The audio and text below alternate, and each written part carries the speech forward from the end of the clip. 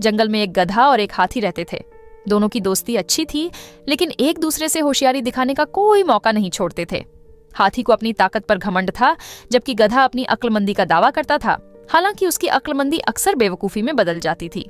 एक दिन गधे ने कहा, ताकत अपनी जगह, लेकिन असली बादशाह अक्लमंद होता है, और मैं इस जंगल का सबसे अक्लमंद जानवर हूं। हाथी ने हंसते हुए कहा, तुम्हारी अक्ल?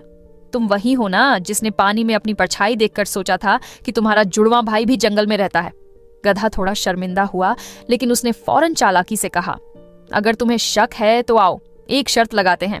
जो भी ज्यादा अक्लमंद साबित होगा उसे जंगल का सबसे होशियार जानवर माना जाएगा। हाथी को यह चुनौती स्वीकार थी। दोनों लोमड़ी के पास पहुंचे, जो अपनी चतुराई के लिए मशहूर थी।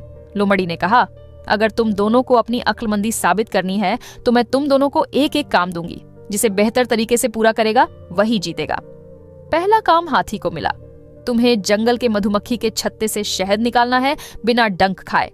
हाथी ने शांति से मधुमक्खियों के पास जाकर अपनी सूंड से धीरे धीरे शहद निकाला और बिना किसी परेशानी के वापस आ गया।